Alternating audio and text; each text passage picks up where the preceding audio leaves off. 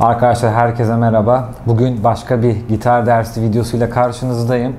Bu videoda aslında parça yazmaya çalışan arkadaşlar, işte grubu olanlar, gitar partisyonları yazmaya çalışan arkadaşlara çok önemli bir ipucu vereceğimi düşünüyorum. Çünkü bazı öğrencilerim bana işte parça yazımı, gitar partisyonları, armoni öğrenmek için gelen öğrencilerim genelde bu konuyu öğrendiklerinde biraz daha farklı hissetmeye başlar. Çünkü aslında eğer bu işle az çok ilgileniyorsanız tonlardan haberiniz vardır. İşte tonlar bazı akorlar alıyor. Temel olarak 7 tane akor alıyor ve aslında bu 7 akora bağlı kalıyoruz biz. Eğer mainstream, biraz daha kulağımıza aşina gelen bir müzik icra ediyorsak, o tarz bir müzik yazma derdimiz varsa o zaman sanki elimiz çok kısıtlıymış gibi geliyor. Fakat bunları daha farklı hale getirmek adına çok önemli bir teknik olduğunu düşünüyorum. Buna da pedal tekniği deniyor. Bu teknik arkadaşlar aslında klasik müzikten daha çok bildiğimiz bir teknik, kullanılan bir olay. Fakat ben gitarcılığımda bunu nasıl kullanıyorum? Siz nasıl bunu kullanabilirsiniz? Akorlarınızı biraz daha farklı tınlatmak adına, gitar klavyesini biraz daha farklı görmek adına nasıl yardımcı olabilir size, ondan bahsedeceğim. Öncelikle arkadaşlar pedal nota dediğimiz şey aklınıza şuradan gelebilir. Piyanolarda biliyorsunuz pedal vardır. Bu pedalların en ünlü olanı, popüler olanı, bastığınız zaman sesi uzatır. Aklınıza oradan kalsın. Yani altta böyle bir altlık yapar. Pad gibi. Müzik prodüksiyonu bilen arkadaşlar o padleri bilirsiniz. Sanki arkada hep o varmış gibi hissettirir. Bir kere olay bu. Yani siz çaldığınız zaman, atıyorum bir akor çalıyorsunuz ama üst telde, bas telde sürekli la'nın devam ettiği durumlar. Ben bunu ikiye ayırıyorum arkadaşlar. Bir üst telde pedal notanın olduğu, sürekli aynı notanın çaldığı durumlar. Bir de alt tellerde oldu. Yani melodi akorumuzun içinde bir üst telde olduğu, bir alt tellerde olduğu. Böyle bakarsanız akorlara eğer, akorumuz ortada kalıyor diyelim. Bir tanesinde üstte habire bas telde giden pedal nota, bir tanesinde de aşağıda giden pedal nota. İkisinden de örnekler vermek istiyorum size arkadaşlar. Ondan sonra bakalım. Önce arkadaşlar aşağı telden bir şey göstermek istiyorum. Pedal notanın aşağıda olduğu durumdan bahsetmek istiyorum. Bunu bir ara Can Bora isimli öğrencimle, hatırlarsanız Dream Theater cover'ı yapmıştık. Oradaki bir işte orada çaldığımız parçada aslında ben bunu en alt telde pedal nota olarak kullanmıştım bir akorda ve çok da mesaj aldım. Hocam bu akor nedir, bunu nasıl yapıyorsunuz falan diye. Şimdi ondan bir örnek vereceğim. Ona benzer bir şey. Aynısını çalmayacağım. Ama burada göreceğiniz şey arkadaşlar, şuna dikkat edin izlerken. En alt telde sürekli mi notasını tekrar ediyorum. Yukarıda bir şeyler yürüdükçe, yürüse bile aşağıda hep mi'yi tekrar ediyor. Hadi bakalım.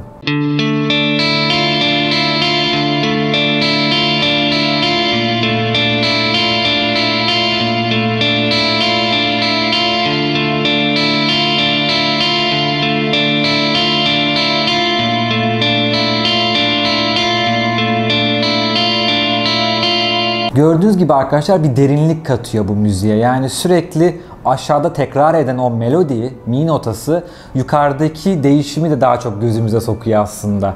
Özellikle bu tarz öne çıkartmak istediğiniz yürüyüşlerde pedal notasını kullanmanız çok önemli diye düşünüyorum.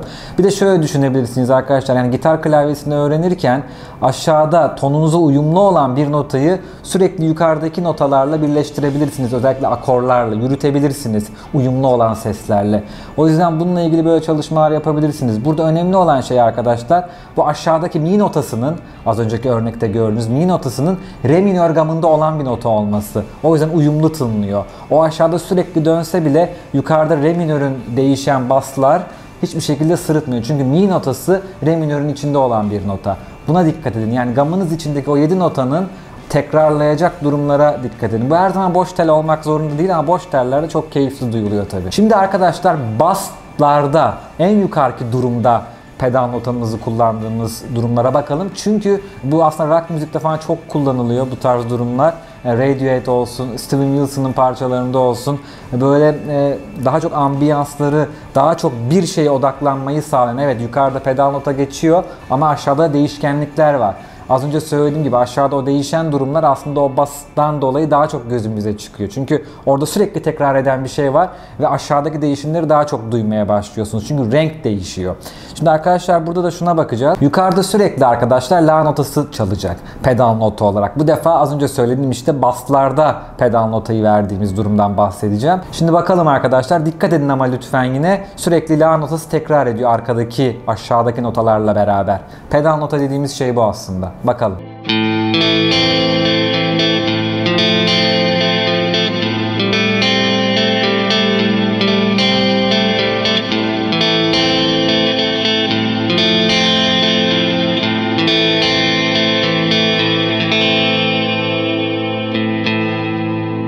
Bir sonraki sorunuz şu olacaktır arkadaşlar muhtemelen. Ya hocam güzel de biz bunları nasıl bulabiliriz? Şöyle bulabilirsiniz. Öncelikle en çok aşina olduğunuz ton genelde la minör oluyor. Mesela la minörde notalarınızı biliyorsunuz. Zaten arızasız bir ton. La, si, do, re, mi, fa, sol, la.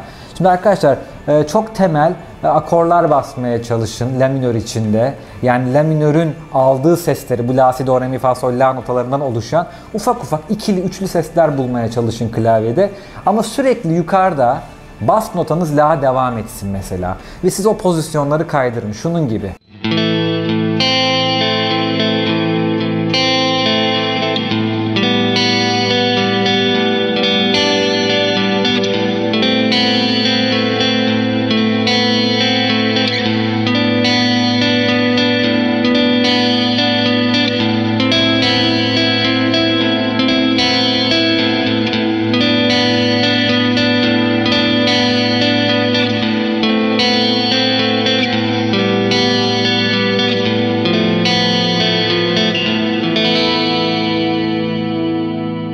Bu şekilde bas devam ediyor. O yüzden arkadaşlar şunu söylemeye çalışıyorum. Bu ilginizi çeken bir durumdur diye düşünüyorum. Çünkü gerçekten öğrencilerimden de bildiğim için bu biraz vizyonunuzu arttıran bir şey pedal nota kullanımı. Özellikle gitar buna çok müsait bence.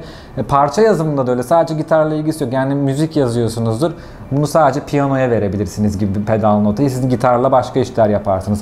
Basa verirsiniz. Özellikle mod çalışan arkadaşlar o baslarda sürekli pedal notanın olduğunu duyarlar, bilirler. Arkadaşlar şunu söylemeye çalışıyorum. Kendiniz bu konuda biraz deneysel yaklaşın. Notalarınızın ne olduğunu bilin ve az önce gösterdiğim örnekteki gibi kulağınıza hoş gelenleri devam ettirin. Mesela la minör akoru basıyorsunuzdur yazdığınız parçada. Pedal nota kullanarak o sesleri biraz daha genişletebilirsiniz. Benim az önce gösterdiğim örnekteki gibi. Yine o la minör hissiyatını verebilirsiniz yani o ufak ufak dokunuşlarla. Burada ama tonu bilmek önemli tabii ki o işleri biraz daha genişletmek adına. Çünkü hangi notanın doğru olacağını duymanız adına, kurgulamanız adına önemli notayı, tonu bilmek. Ama biraz da kulağınıza güvenebilirsiniz. Yani o çaldığınız atıyorum boş tellağın üzerine hangi aralıklar güzel tınlıyor. Çünkü az önceki verdiğim ton örneğinde la, si, do, re, mi, fa, sol, la'yı kullanabilirsiniz. Ama fa diyezi kullanırsanız da do, re hissiyatı olur mesela gibi. O yüzden biraz daha kulağınızı kullanarak hoşunuza giden tınıları burada kullanmaya çalışın. Umarım arkadaşlar video hoşunuza gitmiştir.